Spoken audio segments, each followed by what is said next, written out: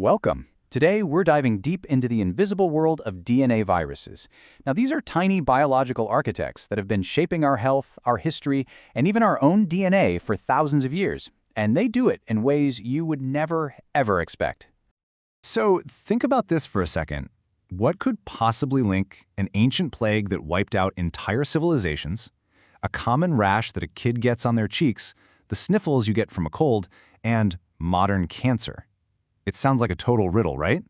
But the answer is this incredibly powerful common thread: 4 very distinct families of DNA viruses. So here's where we're going. Think of it as a journey that gets more and more personal as we move along. We're going to start with a historical giant that we actually managed to defeat. Then we'll move to a common virus that has a hidden dangerous side. After that, one that has almost certainly infected every single one of us. And we'll finish with a cancer-causing virus that we can actually prevent today. First up is the history maker. We are talking about pox viruses, a family so incredibly powerful it literally changed the course of human history. You know, pox viruses are the absolute heavyweights of the viral world, and I mean that literally. They are the largest viruses we know of. And in this family, there's one name that stands out for its devastating impact: variola virus, which you probably know as smallpox. The story of smallpox is just epic. It goes all the way back to ancient Egypt and spread across the globe for centuries. But the most incredible part of this whole timeline is the end. Because after Edward Jenner developed that first vaccine way back in 1796, a massive global effort kicked off that ended in 1979, when smallpox became the first and still the only human disease to be completely eradicated from the planet. What an absolute triumph for public health. But before that triumph, its power was just immense. To really get a sense of its impact, look at this. When smallpox showed up in the Americas in the 16th century, it was a catastrophe. Over 3.2 million Aztecs died in just one epidemic because their population had zero immunity. It's just a terrifying reminder of what a novel virus can do. And here's the thing. While smallpox is gone, its relatives are not. Monkeypox, another member of the poxvirus family, gave us all a pretty stark reminder of that with the global outbreak back in 2022. Now, it's a much milder disease, but it's a clear signal that this viral family is still very much with us.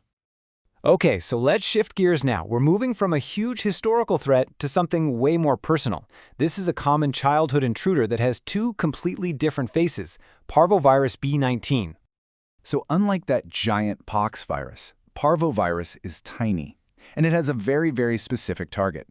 It's programmed to go after cells in our body that are dividing really fast. So think about the cells that make our blood and our bone marrow, or even more critically, the cells of a developing fetus. And this specific targeting leads to 2 completely different results. In most kids, it causes this mild thing called slapped cheek syndrome. You get a fever and this really bright red rash. No big deal. But if a pregnant woman gets infected for the first time, that exact same virus can cross the placenta, attack the fetus's rapidly dividing cells, and sometimes the consequences are tragic. All right, so we've gone from a virus with a hidden danger to one that's so incredibly common, it's basically our invisible companion.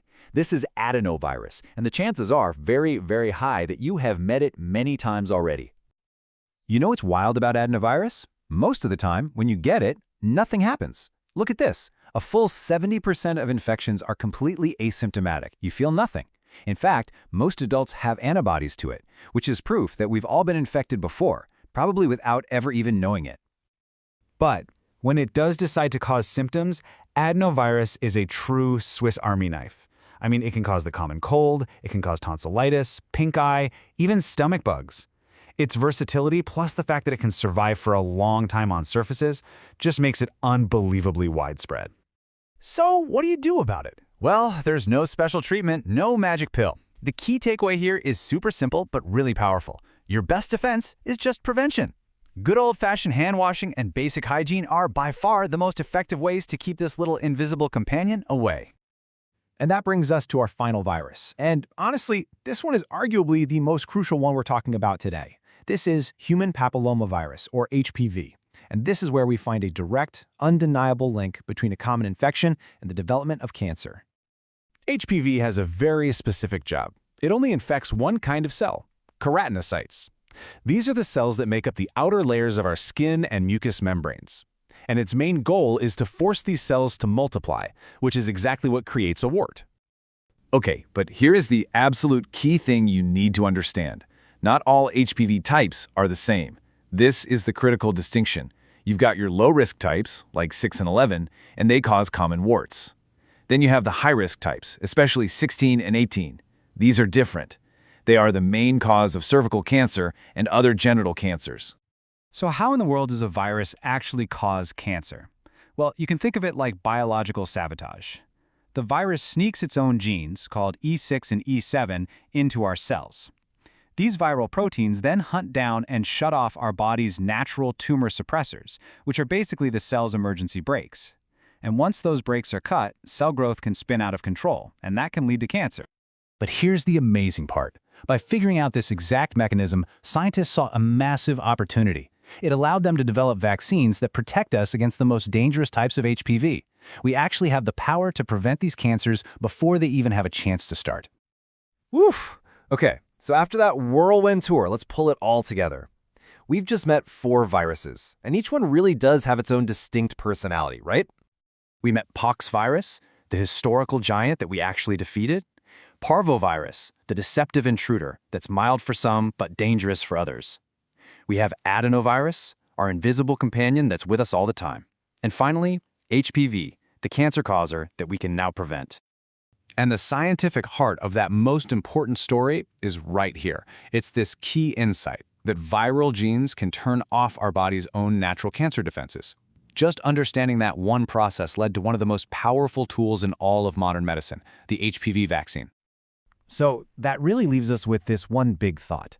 These tiny biological machines have sculpted our past, and they are a constant part of our lives today. The really big question for us is, how is our growing knowledge of them going to shape the future of our health? Because at the end of the day, that's the real takeaway. From eradicating a global plague to developing a cancer-preventing vaccine, the message is crystal clear. Understanding these viruses isn't just fascinating science, it's power. It's the power to protect ourselves and to build a healthier future. Thanks so much for joining me.